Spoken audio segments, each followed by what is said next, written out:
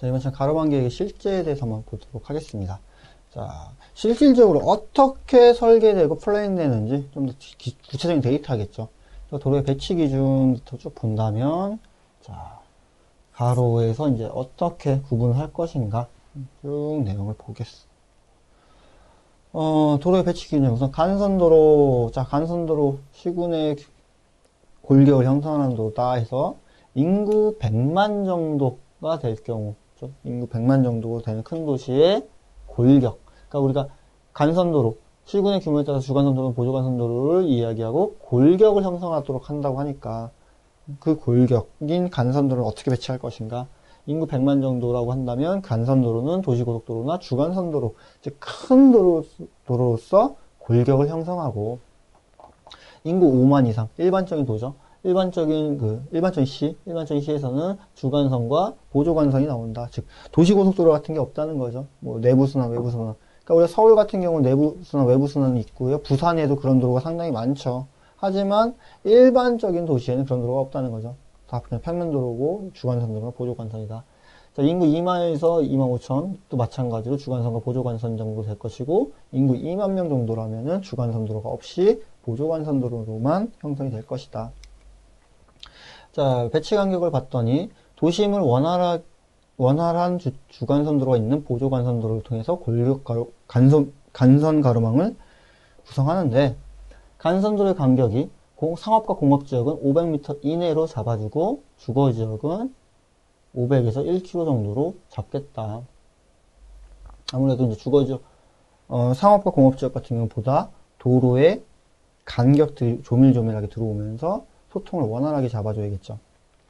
보조간선도로의 간격은 집산도로의 간격이죠. 집산도로의 간격은 250m 정도, 상업과 공업지역 250m, 주거지역 200에서 50m 정도 간격을 유지한다.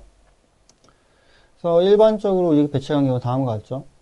주거지역에 해당하는 경우인데, 주간선도로와 주간선도로, 즉 1000km, 1km죠. 1000m의 간격을 유지하고, 주간선과 보조간선 혹은 보조간선과 보조간선 간 사이에서는 500m, 집산도로 250m, 국지도로, 가구로 형성하는 국지도로는 90에서 150, 20에서 60m의 간격으로 공간을 형성해야 된다.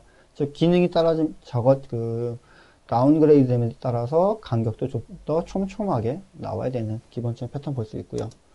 자, 도로의 규모별 유형을 봤더니, 광로, 대로, 중로, 소로에 따라서 1, 2, 3, 1, 2, 3, 1, 2, 3, 1, 2, 3. 총 12가지의 도로의 구분이 있다. 그럼 맨 밑에서부터 본다면, 초로 3류부터 시작을 하죠. 폭 8m 이상의 도로를 우리는 초로 3류로 보겠다. 그러니까, 일반적인 도로 몇 미터예요? 4m부터죠. 4m 이상의 7m 미만. 그러니까 8m 미만의 도로. 7m까지죠.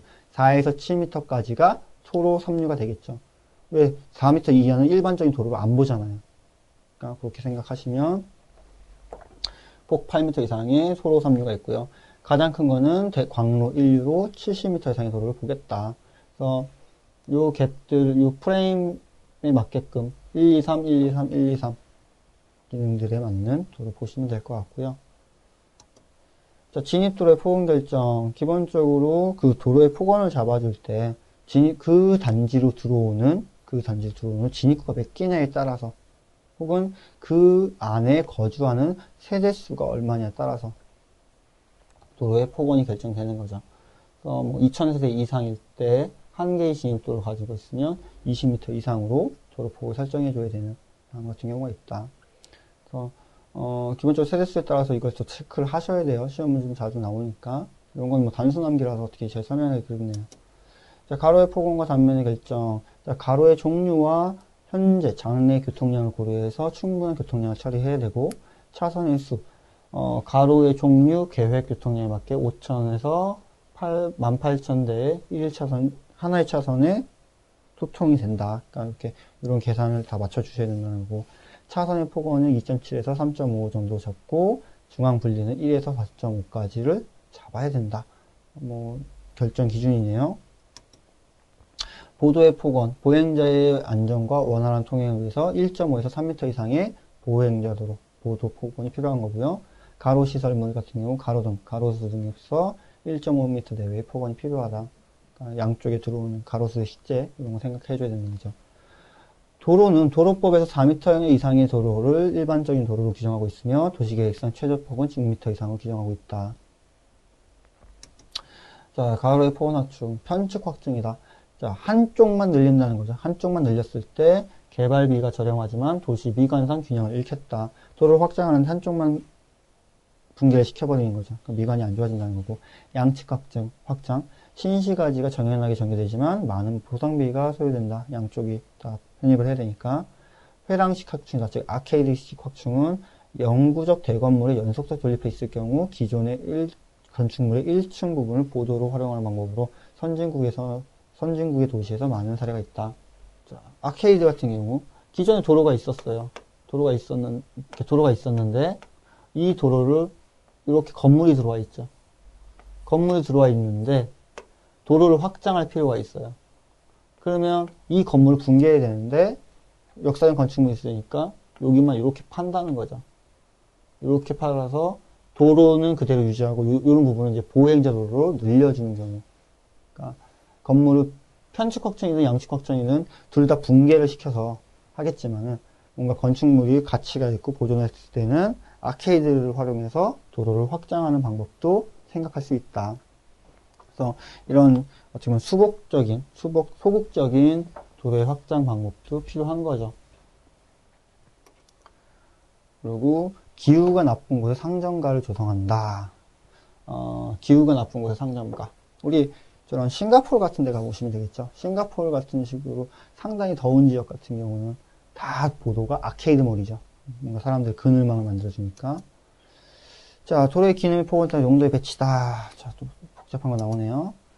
자, 대로변의 용도 배치. 우선 큰 도로변이죠. 대로라는 큰 도로변에는 상업시설을 근접해서 배치하고 주택지를 공급하는 근린 상업시설은 주택과 점포를 복합 용도로 배치한다. 복합적으로 두 개, 주택과 상가 같이 만들자는 거고, 저층은 상업용도, 고층은 주거용도의 복합이 필요하고, 소음 방지, 간선도로변 완충 녹지나 공공공지를 두어서 소음을 차단하는 경우도 만들어줘야 되고, 주택지 외곽으로는 완충 녹지를 계획해서 쾌적한 주거 환경을 만들어줄 수 있도록 해야 된다. 간선과로의 간격과 상관관계네요. 우리가 일반적으로 도시고속도로라고 하는 기능에 따라서는 광로의 규모가 적당하다. 아무래도 차량 소통이 많고 큰 도로니까. 그러면 국지도로나 특수도로는 소로 8m 미만의 도로가 적당하겠다. 국지도로가 뭐였어요? 집 앞에 연결하는 도로죠. 특수도로, 보행지 전용도로나 자전거 전용도로죠. 그런 도로들은 소로의 규모가 적당하며 집산도로, 보조간선, 주간선도로는 개별적으로 정리해 볼 수 있겠다. 그래서 일반적으로 우리가 국지도로 소로, 집산도로 중로, 보조간선도로 대로, 그리고 주간선도로 광로의 구분을 많이 잡아줘요. 그래서 그렇게 좀 정리를 해 놓으시면 규모와 기능이 분명히 다르지만은 폭언은 결정될 수 있다는 거고, 관계를 좀 따졌을 때 도시고속도로는 일반적인 주거지역이나 상업지역에 들어오는 것이 아니라 공업지역이든 큰 외곽 라인과 연결해야 되고, 국지도로 같은 경우 단독주택, 즉 하나의 집 앞에서 연결할 수 있게끔 만들어줘야 되고, 공업지역에 있어서 뭐 집산도로나 국지도로가 들어오지 않냐고 주간선이든 간선이든 큰 도로를 통해서 서로 연결할 수 있게끔 잡아준다는 거. 그러니까 요 다음에 표 같은 경우 여러분이 읽어보시면서 근린상업과 집산도로 연결되고 국지도로가 연결된다. 각각 서로 연결할 수 있는 용도의 배치와 관계들이니까요. 알아두시면 좋겠죠. 그래서 규모의 용도별에 따른 상관관계를 본다면 소로, 작은 도로 같은 경우 근린생활시설이나 근린공공시설, 유치원 등이 인접할 수 있고요. 중로, 일반적 집산도로겠죠. 집산도로 같은 중로급은 대규모 판매시설, 공공업무시설, 대규모 업무시설, 종합병원 등을 제외한 대부분의 용도에 적용 가능하다. 즉 너무 크고 인구 집중이 유발이 많을 걸로 예상되는 걸 제외한 모든 것들이 가능하다는 거고, 대로 같은 경우 보조관선이죠. 백화점이나 쇼핑센터, 대규모 업무시설, 의료시설 등 큰 시설들과 인접해야 된다. 광로는 도시의 상징성 갖는 대규모 판매시설이나 업무시설 등과 연계시켜서 해줘야 된다. 그러니까 뻔한 얘기예요. 도시 시설이 크고 사람을 많이 찾고 상징성이 크다면 보다 큰 도로로 나와서 각각 연결을 해주자는 내용이 됩니다. 자, 가각도 있네요. 가각. 90도 전후에서 가각을 잡아주는데 광로와 광로가 만났을 때 12m. 그러니까 가각이라는 것이 이런 거죠. 이렇게 있을 때 여기 도로가 광로고 얼마일 때 여기 사이값의 길이가 얼마냐. 사이값의 길이가 얼마냐. 요걸 구하는 건데요. 요 도로가 광로고 광로일 때는 이게 12m. 이 도로가 소로고 소로일 때는 뭐 5m. 이와 같은 식으로 해당 도로의 규모에 따라서 사이값이 얼마냐를 묻는 게 되겠죠. 일반적으로 거의 18호 정도 외워두시면 돼요. 18호죠. 18호 정도. 그래서 6m 경우도 나오긴 하는데 6m의 경우가 일반적인 도로 갭이 잘 안 걸리더라고요. 그래서 일반적으로는 18호 정도. 간선도로 걸릴 경우. 그러니까 국지도로 걸릴 경우, 국지도로나 소로 걸릴 경우 5m, 집산도로와 물릴 경우 8m, 그리고 간선도로와 물릴 때는 5m 정도를 보시면 된다. 12m 정도를 보시면 된다. 그래서 18호의 관계, 18호 정도 외워두시면 크게 어렵진 않으실 겁니다. 자, 이제 다음은 가로 시설물과 이제 가로 공간에 대해서 한번 쭉 한번 보죠. 자, 가로 시설물과 가로 공간. 단지 내 차량 감속 시설. 차량을 감속을 유도하기 위해서 설치하는 것은 우리 험프라고 부르죠. 험프. 우리나라 말로 과속 방지턱. 그렇죠? 과속 방지턱에서 험프로 되어 있고요.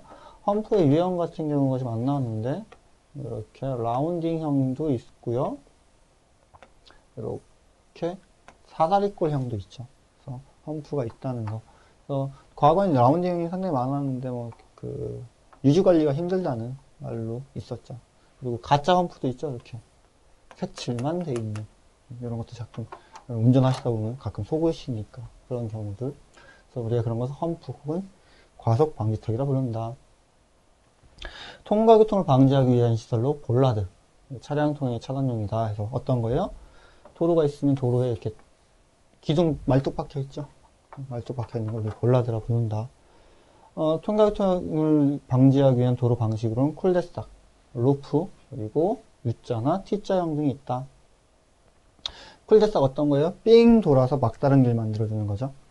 루프, 꺾어주는 거. 그러니까 쿨데삭형 같은 경우 이렇게 꺾어주는 거.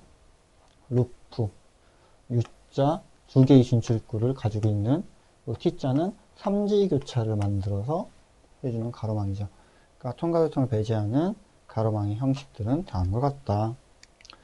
자, 가드레일, 계단이나 도로변의 안전시설이다. 우리 가드레일이라고 해서 그 옆에 있으면 이렇게 난간 같은 것도 생각하시면 될 거고, 스트리트 퍼니처는 도로상에 놓여진 시설물이나 집기류를 총칭한다. 그래서 각종 표지판, 음수대, 우체통, 전화박스, 교통신호, 공중화장실, 버스나 택시 정류장 등의 셀터, 벤치, 쓰레기통 등 모든 길가에 있는 시설물들을 다 스트리트 퍼니처라고 한다. 그래서 우리가 스트리트 퍼니처 가지고는 공공 디자인이다 이런 말 하죠. 서울 같은 경우는 공공 디자인 해가지고 통일화 시키고 있죠. 뭐 간판의 색채를 표지판의 색채를 통일하든가 나름 그 시설들을 색채를 맞춰주는 것들 이런 것들이 교통시설에 들어온다. 자, 가로수 도로 옆에 있는 나무죠. 가로수 보도의 식수대나 분리대의 규칙적으로 식수함으로써 질서 휴식을 나타내며 축이 생기고 조망을 형성한다. 그러니까 기본적으로 규칙적인 가로수가 들어옴으로써 우리가 그런 말도 있잖아요. 은행나무 길이다. 플라타너스 길이다. 나무길로 만들어주고 가로의 풍치를 육성할 뿐만 아니라 방석, 공기정화, 온도조절, 방진 등의 보건, 위생 효과와 방화 효과에 의한 방제 기능을 가지고 있다. 즉 나무를 심음으로 해서 다양한 기능들을 할 수 있다는 거죠. 가로수 기체는 중요하다. 자, 가로 조명. 교통안전, 범죄 예방, 도시 미관, 상업발전, 야간생활 등의 활성화를 목적으로 우리는 야간 조명, 가로 조명을 만들어주고 있다는 거죠. 그래서 길이 너무 어두우면 무섭잖아요, 우선. 그러니까 가로등이 환하게 들어와야 되고, 야경이 아름다우면 보기 좋은 거죠. 광장, 교통적 광장과 실용적 광장, 그리고 미관 광장으로 나눠볼 수 있다. 그래서, 우리가 교통적 광장은 교통광장. 교통량이 많아서 교통 혼잡이 발생되는 교차점에 설치하여 교통소통을 원만하게 조성하는 것으로 교통광장, 역정광장, 주차용 광장 등이 있고 역정광장은 철도나 도시의 접속점, 현관 등이 되겠다. 우리 철도역 같은 경우 가보시면 웬만해서 그 역 앞에 다 광장이 있죠. 서울역 광장, 용산역 광장, 부산역 광장 다 있을 거고요. 주차장 광장은 상업과 교통시설의 연결점에 어떤 상가, 그 상업시설로 연결하는 결절점에 들어올 것 같아요. 실용적 광장은 시민의 집회, 휴식, 사교, 거래 등에 이루어지는 대중적인 광장이다. 그래서 우리가 일반적으로 고대에서부터 있었던 아고라와 포럼에서부터 같은 선상이겠죠. 사람들이 집결하는 집회의 장소로 활용되는 시민광장, 공공건축물 광장, 시민광장, 근린광장으로 나눌 수가 있으며 시장광장은 상품의 거래에 사용되는 특수 목적인 것이 나타나면 나머지는 휴식, 산책, 환경, 감상 등의 미관적 성격이 강하다. 그러니까 광장의 성격에 따라서 활동하는 게 다르죠. 근데 보면은 이렇게 지정을 했다고 하지만 다목적이죠. 그러니까 이건 무조건 시장만 해야 돼. 이런 거 아니란 말이에요. 여기서 무조건 집회만 해야 돼. 그러니까 간단하게 보면 서울역 광장 같은 경우 보면 거리 응원할 때 사람들이 친목을 통해서 사교 활동을 하는 거죠. 혹은 뭐 정기적으로 행사 같은 것도 하잖아요. 무슨 어느 지역에 농수산물을 판매하겠습니다. 그럼 시장 광장이 되는 거고, 뭔가 FTA가 협상된다, 막 사람들이 봉기하죠. 그럴 때는 집회를 위해서 또 활용되는 거고. 그래서 광장이 어떤 목적이 지정됐다기보다는 활용에 따라서 이제 상당히 유연하게 운영돼야 된다. 자, 미관 광장은 소공원 광장과 전전 광장, 기념 광장으로 나눌 수 있다. 도시를 아름답게 만든다는 거죠. 소공원 광장 조그만 거, 우리 인사동 들어가는 길에 조그만 게 있을 거고, 전전 광장이라는 건 건축물 앞에 있는 광장이죠. 건축물 앞에 조금 넓은 성당 같은 거 생각하시면 성당이나 교회 같은 거 보면은 그런 대규모 집회 시설이 있기 때문에 그 앞에 광장이 필요하단 말이에요. 여의도 성당도 성당 앞에 상당히 넓은 플레이스가 있을 거예요. 그런 거 생각해 보시면 될 것 같고요. 혹은 우리 카톨릭 같은 경우 성당에서 그 결혼식 많이 하죠. 결혼식 하는 것도 성당 내에서 하는 거잖아요. 넓은 플레이스가 갖고 있으니까 그런 것들이 이제 전전광장이라고 생각하시면 편할 거고요. 기념광장이라는 것은 기념비적인 것을 뭔가 표출하기 위해서. 그래서 우리 유럽 같은 경우는 뭐 오벨리스크를 기점으로 광장이 열리든가, 우리나라 같은 경우는 딱히 기념광장이 바로 떠오르진 않네요. 근데 과거 쪽 인천에 있었던 자유공원 있죠. 인천에 옛날 만국공원에서 바뀌었던 자유공원, 메가더 장군이 있었던 그 메가더 장군 동상이 있었던 그거를 보면은 그 앞에 상당히 기념탑이 있어요. 그 앞에 광장이 조금 펼쳐지는. 근데 광장과 공원이 어쨌든 성격이 좀 다르죠. 공원이라는 것은 나무가 식재되면서 사람들이 모인다면 광장은 나무 식재를 안 하잖아요. 안 한 이유는 뭐예요? 나무가 있으면 사람들이 집결이 안 되고 뭔가 뷰가 안 나오겠죠. 콘서트를 한다 혹은 뭔가 행사를 한다고 했을 때 나무 때문에 시야가 첩혀되니까 그런 게 없이 그냥 넓은 플레이스를 만들어주는 게 광장이다. 자, 다음은 주차장 나오네요. 주차장. 주차환경 개선지구, 도심 상업지역 또는 그 주변 지역에 지정하여 건축물의 신축 시 자동 주차장 설치 의무화하고 공시를 한다. 주차장, 주차환경 개선지구, 도심 상업지역 또는 그 주변 지역에 지정하여 건축물의 신축 시 주차장 설치를 의무화하고 공공시설로서의 대규모 주차장을 건설한다. 도심지와 같은 곳에 상당히 주차난이 심각하잖아요. 그렇죠? 이런 곳에는 새로운 건물 신축할 때 무조건 주차장을 필수적으로 만들어 주라는 거죠. 그러니까 어떤 토지이용 규제를 통해서 우리가 원하는 도시의 목적을 위해서 지정하는 것이 주차환경 개선지구를 한다면, 주차장의 분류는 노상주차장, 노회주차장, 그리고 건축물 부설주차장으로 나눠볼 수 있다. 노상, 노회, 건축물. 자, 그럼 노상주차장은 뭐냐? 노상주차장. 교통에 지장이 없고 단기간 주차를 전제로 설치하여 주간선 도로에는 설치하면 안 되고 보차의 구별이 없는 경우 8m 이상으로 해야 된다. 즉 길가에 주차라는 거죠. 길가에 있는 주차장. 우리 보면은 여러분들 차 타고 가시다가 길가 보면 차 잠깐 세우시잖아요. 장기적인 주차가 아니라 잠깐적인 주차 혹은 야간에 주차할 때. 그렇죠? 이런 도로는 주간선 도로. 뭔가 많은 차량들이 소통하는 도로에 들어오면 안 되고 직분산 도로에 들어오겠죠. 자, 노외 주차. 주차 수요가 많은 곳에 설치하여 가급적 공원, 광장 및 상가 인접 지역 등에 연접해서 배치하고 넓은 공지를 이용한 평면 주차장, 건축물 부설 지하층을 이용해서 지하 주차장 입체화시켜 대규모로 운영하는 건축물 주차장이 있다. 길가 이외의 주차장이죠. 노상 주차장은 그냥 길 옆에 있는 주차장이고 길 이외에 있는 주차장들. 그러니까 전용 공용 주차장이라는 거 우리 많이 보잖아요. 여러분들 어디에 있는 무슨 시가 운영하는 공용 주차장이다. 혹은 명동 같은 데 가면은 사설 주차장은 상당히 많죠. 명동 이렇게 도심지 말고 약간 조금 빠져나가면 사설 주차장이 되게 많단 말이죠. 시간당 얼마나 해가지고. 그런 것들. 혹은 이제 건축물의 지하. 건물 다 지하에 보면 주차장이 있잖아요. 그런 거 생각해 보시면 이제 어떤 건다. 그래서 주차 대수 400대를 초과하는 규모의 노외 주차장은 노외 주차장의 출구와 입구를 따로 설치해야 된다. 무슨 말이에요? 지하 주차장 같은 경우 우리 백화점을 갔다고 칩시다. 백화점 갔을 때 입구와 출구가 분명히 다르잖아요. 그래서 막 꼬불꼬불해서 내려가죠. 그러니까 백화점에 있는 그런 것들이 노외 주차장이다 생각하시면 돼요. 주차 횟수 50대마다 일면에 장애인 전용 주차 구역을 설치하는 것이 적정하다. 그러니까 주차 대수가 400대다. 그러면 몇 대요? 8개의 장애인 전용 주차 구역이 필요하다. 그런 계산이 되는 것이고요. 자, 그래서 주차장의 면적을 한번 보면요. 일반 주차는 2.3바이 5m 이상을 잡아야 된다. 자, 주차의 구획. 하나의 차가 들어가는 공간이죠. 그래서 2.3바이 5m 정도 잡아주고요. 장애인은 3.3에 5m다. 아무래도 휠체어가 들어왔을 때, 혹은 그 사람 차량의 속도 조금 더 원활하게 해주려면 문도 활짝 열어야 되고, 하다 보니까 옆에 폭을 좀 늘어났고요. 평행 주차. 그러니까 도로에 평행으로 들어오는 라인 주차죠. 그럴 때는 2m 바이 2.6. 왜 여기는 어때요? 그냥 도로에 바짝 붙죠. 바짝 붙다 보니까 좀 좁게 들어오는. 주거 지역에 보도 부분이 없는 경우 2.5바이, 2바이 5m로 해도 된다. 사이즈 같은 경우 문제도 자주 나오니까요. 한번 알아놓으시고요. 자, 주차장을 설치해야 되는 사업. 우리가 기본적으로 어떤 사업을 했을 때 공용 주차장을 만들어줘야 된단 말이에요. 그 차량의 원활한 소통을 위해서. 택지개발 사업이든 주택지 조성 사업, 아파트 지구 개발 사업, 도시 재개발, 산업단지, 도시철도 관련 사업 등 모든 사업을 했을 때는 주차장을 다 함께 만들어줘야겠죠. 도시 재개발 사업보다는 이제 도시환경 정비 사업이죠.